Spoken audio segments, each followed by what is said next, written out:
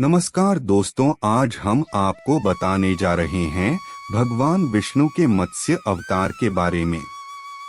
एक बार की बात है, हयग्रीव नाम का एक राक्षस था जिसने ब्रह्मा जी से वेदों को चुरा लिया था।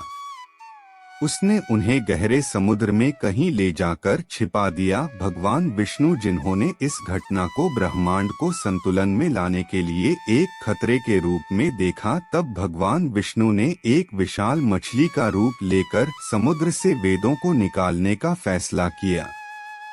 भगवान विष्णु ने एक बड़ी मछली का रूप धारण किया जिसे मत्स्य के नाम से जाना जाता है। मछली के इसी रूप को मत्स्य अवतार कहा गया। भगवान विष्णु तैरकर समुद्र के तल में गए और राक्षस हयग्रीव को वेदों के साथ छिपा हुआ पाया। राक्षस ने भगवान विष्णु पर हमला करने की कोशिश की, लेकिन मछली के रूप में नारायण उस राक्षस लिए बहुत शक्तिशाली थे। भगवान विष्णु ने हयग्रीव को पराजित किया और उससे वेदों को दोबारा हासिल कर लिया। अभी भगवान विष्णु का प्रयोजन पूरा नहीं हुआ था, क्योंकि जल्द ही एक बड़े पैमाने पर बाढ़ से पूरी धरती नष्ट होने वाली थी और भगवान विष्णु जानते थे कि बाढ़ के बाद एक नई दुनिया बनाने के लिए वेदों में निहित ज्ञान आवश्यक था। इसलिए भगवान विष्णु ने उस समय के राजा मनु से एक नाव बनाने और सभी जीवित प्राणियों और वेदों को सुरक्षित करने के लिए कहा। राजा मनु एक बार स्नान करने के लिए एक नदी में गए थे। वहां पर उन्होंने एक छोटी सी मछली मिली जो कि बोल पा रही थी। उस मछली ने राजा मनु से कहा कि हे राजन, मुझे यहाँ पर बड़ी मछलियों से खतरा है, इसलिए मेरी रक्षा करो। उस छोटी सी मछली की बात सुनकर राजा मनु को उस पर दया आ जाती है और वह उस मछली को अपनी अंजलि में भरकर अपने महल में ले आते हैं और उसे एक जल के पात्र में डाल देते हैं और अपने शयन कक्ष में सोने के लिए चले जाते हैं।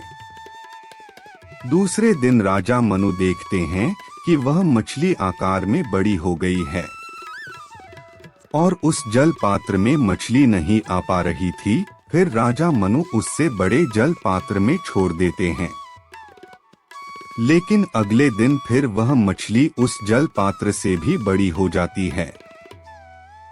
राजा मनु को आश्चर्य होता है और वह उस मछली को एक बड़े जलाशय में छोड़ देते हैं, लेकिन राजा मनु देखते हैं कि वह मछली उस जलाशय से भी विशाल हो गई है। यह देखकर राजा मनु निश्चय करते हैं कि वह उस मछली को समुद्र में छोड़ देंगे।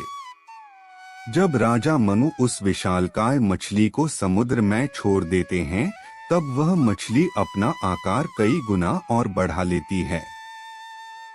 उस मछली के इतने विशालकाय आकार को देखकर राजा मनु समझ जाते हैं कि यह निश्चित ही कोई देवता या भगवान का कोई अंश है।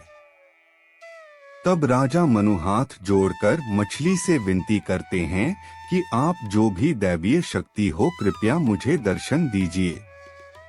तब भगवान विष्णु उन पर प्रसन्न होते हैं और उसे अपने एक दिव्य रूप के दर्शन देते हैं, जिसमें उनका कमर से नीचे का भाग एक मछली के रूप में था तथा ऊपर का भाग स्वयं भगवान विष्णु का रूप था। तब उसी अर्ध मत्स्य रूप में भगवान विष्णु राजा मनु को कहते हैं कि आज से ठीक 7 दिन के बाद धरती पर जल प्रलय आने वाला है, जिससे पूरी पृथ्वी का जीवन नष्ट हो जाएगा। इसीलिए पृथ्वी पर जीवन को दोबारा आबाद करने के लिए आप एक विशाल नौका का निर्माण कीजिए।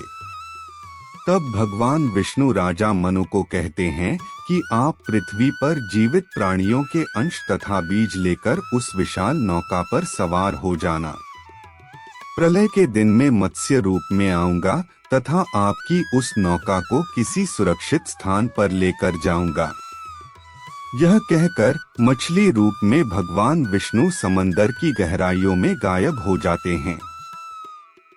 राजा मनु भगवान विष्णु के बातों को मानकर एक विशाल नौका का निर्माण करते हैं।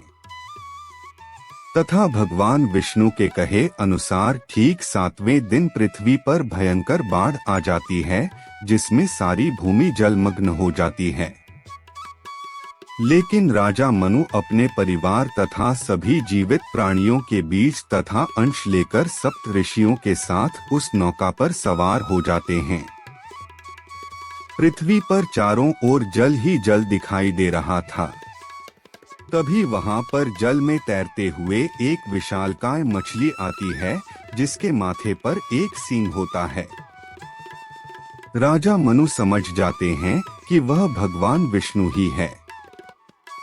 तब राजा मनु एक विशाल रस्सी से नौका को उस मछली के सींग पर बांध देते हैं। तब भगवान विष्णु राजा मनु के नौका को खींचकर पृथ्वी के सबसे ऊंचे स्थान पर लेकर चले जाते हैं, जब तक प्रलय शांत नहीं हुआ।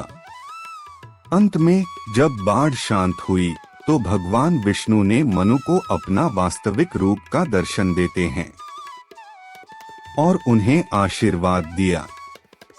इस प्रकार राजा मनु के द्वारा पृथ्वी पर फिर से जीवन शुरू होता है।